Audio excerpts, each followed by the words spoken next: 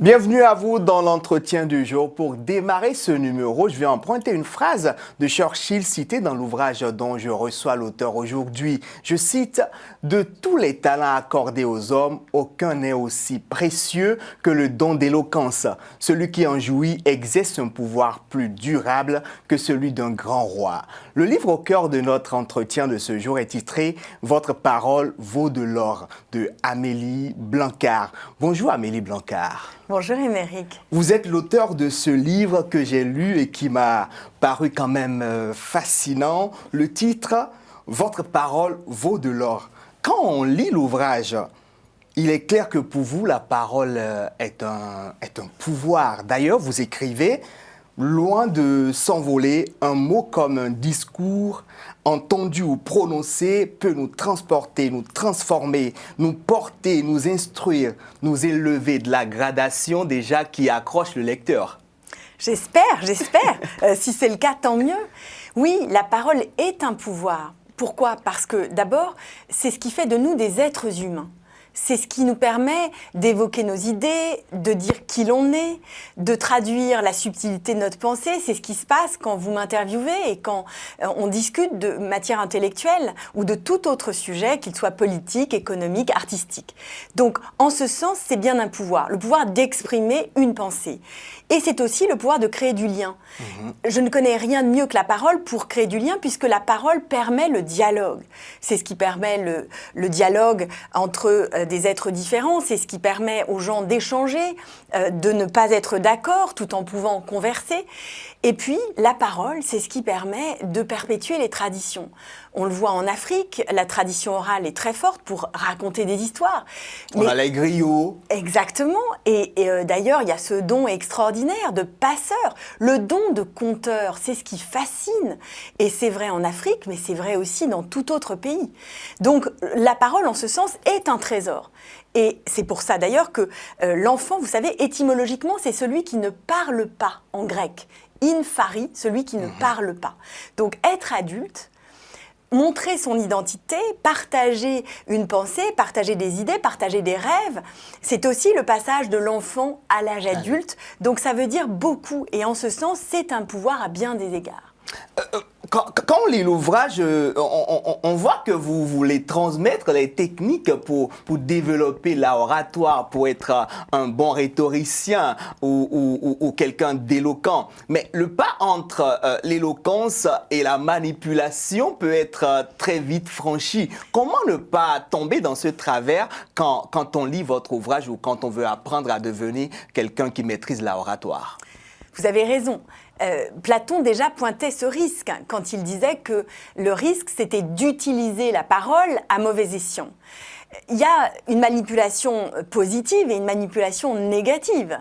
La manipulation positive, c'est peut-être de vouloir orienter le point de vue de quelqu'un. Si j'essaye de vous convaincre de voter pour quelqu'un et que je le fais en respectant votre point de vue, tout en essayant de vous orienter, on pourrait parler de manipulation positive. La manipulation au sens négatif du terme, c'est lorsque je vous dis quelque chose contre votre intérêt.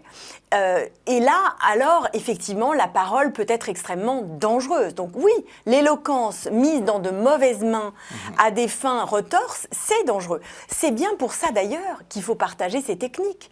Pour que ceux qui ont des messages importants à passer, ceux qui défendent des valeurs, des idéologies. Exactement, ceux qui veulent aussi défendre la démocratie, doivent pouvoir s'exprimer. Pour que tout citoyen puisse avoir un point de vue éclairé et le défendre, il faut bien qu'il maîtrise aussi ces techniques, puisque, on l'a dit tout à l'heure, la parole est un pouvoir. Donc, l'idée aussi de ce livre, c'est que tout un chacun puisse s'exprimer, avoir les armes, c'est-à-dire la capacité à choisir ses mots, la capacité à argumenter, la capacité aussi à écouter, autant qu'à parler, pour pouvoir nourrir ce débat éclairé qui est si important dans nos sociétés. Sinon, il n'y a pas de démocratie.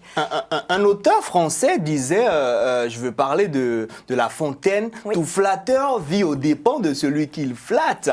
Et là, on voit que quand même, dans l'histoire de l'oratoire, il y a déjà des gens qui disaient, il faut faire attention à ce que vous écoutez et être déjà aussi quelqu'un d'avertir. Bien sûr, toute parole parole mérite d'être décortiquée. Et l'être humain, parfois, se laisse courtiser, il se laisse flatter. Parfois, un bon discours, c'est aussi faire entendre à quelqu'un ce qu'il a envie d'entendre. Mais il y a d'autres façons de s'exprimer. Donc la flatterie peut faire partie évidemment de l'éloquence, mais le fait aussi d'éclairer, de débattre, sont des éléments très importants de l'éloquence par ailleurs. Donc il y a plein de possibilités dans ce champ immense qu'est la parole.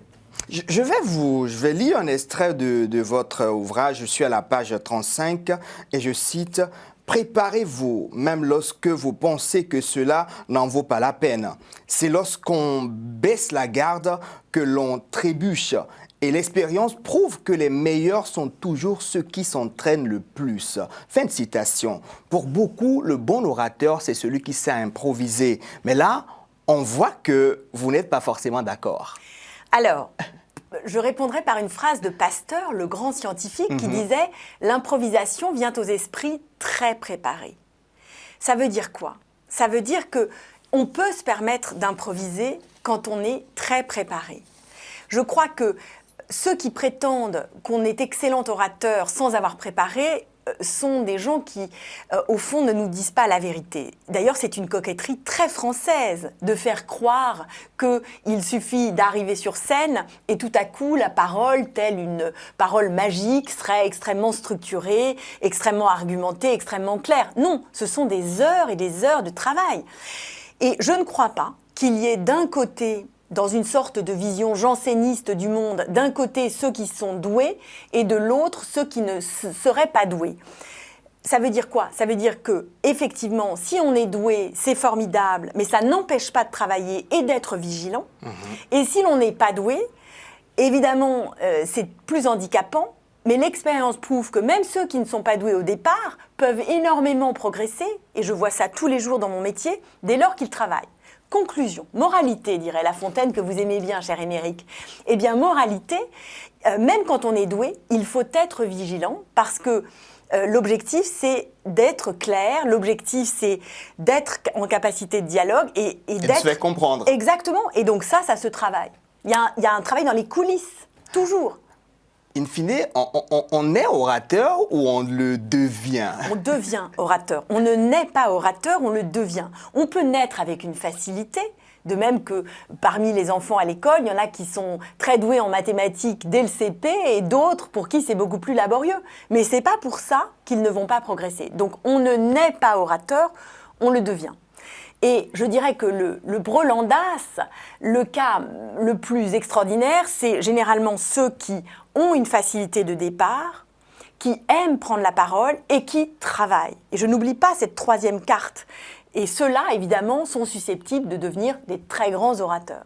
Il y en a qui connaissent déjà leurs limites et qui se disent quand même, je connais mes limites, mais comment on fait pour surpasser tout cela? Comment on fait pour acquérir les compétences qu'il faut afin de pouvoir prendre la parole en public?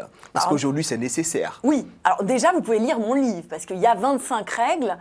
Il pourrait y en avoir beaucoup plus, il pourrait y en avoir beaucoup moins aussi, mais on commence par n'importe quel art, on commence par apprendre les fondamentaux. Donc comment on fait? Eh bien déjà, je pense qu'il faut être conscient de certaines règles qui sont essentielles. Quoi par exemple? Déjà, être synthétique. La première règle, pour moi, c'est d'arriver à réussir en peu de mots à dire quelque chose d'intelligible. Donc, il faut faire court, surtout aujourd'hui... C'est l'une des règles que vous citez d'ailleurs dans l'ouvrage. Oui, bien sûr, parce qu'en fait, on est souvent trop long. Deuxièmement, il faut tenter d'être clair. Et comment on est clair? Déjà, arrêtons d'avoir des discours qui ont plein d'idées. Qui trop embrasse mal étreint, dit le proverbe. Donc, quand il y en a trop, quand il y a trop d'informations, eh bien, trop d'informations tue l'information. Donc, deuxième exigence qu'on peut avoir, c'est de dire moins de choses et de mieux les dire. En dire moins, mais mieux. Less is more, comme disent les Anglais. Il faut restreindre. Ça veut dire quoi? Ça veut dire que pour moi, un bon discours, c'est pas 3-4 idées, c'est déjà une idée. C'est déjà pas mal avoir une très bonne idée. Et je conseille aussi de commencer la plupart du temps par la conclusion.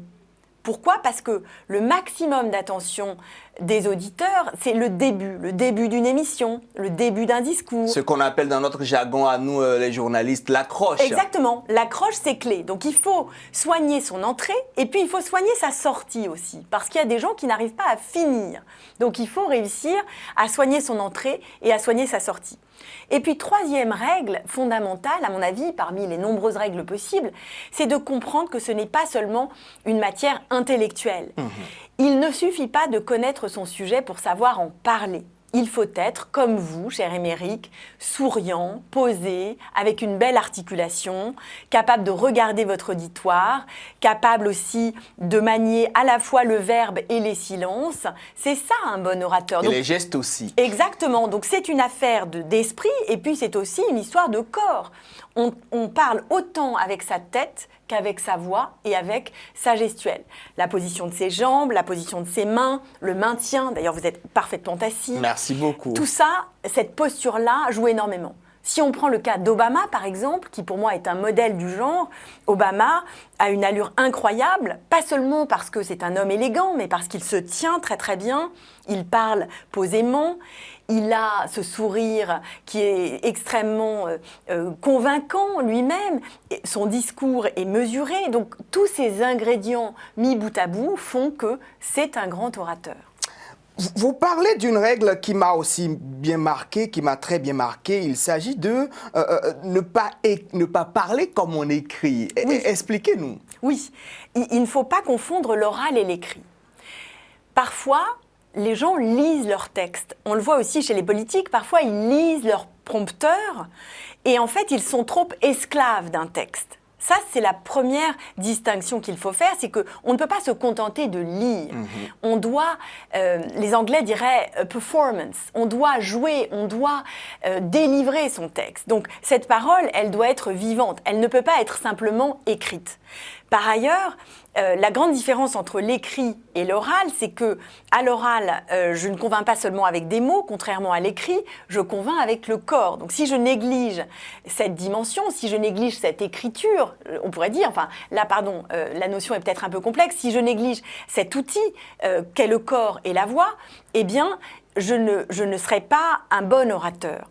Et l'autre différence, c'est que à l'oral, on n'aime pas tellement les concepts, contrairement à l'écrit. Okay. L'oral exige d'être bref et l'oral préfère au concept les exemples.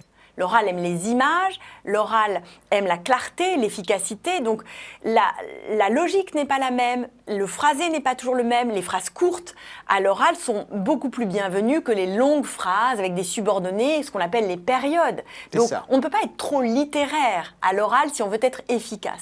Amélie Blancard, c'était vraiment un très bon moment passé avec vous dans cette interview. Je suis très heureux de vous avoir reçu. Mais moi aussi. Merci pour cet échange. Je rappelle que vous êtes l'auteur de l'ouvrage intitulé Votre parole vaut de l'or. Chers téléspectateurs, c'est tout pour cet entretien du jour. J'espère que vous avez aimé. Prenez rendez-vous pour un prochain numéro. Au revoir. Merci.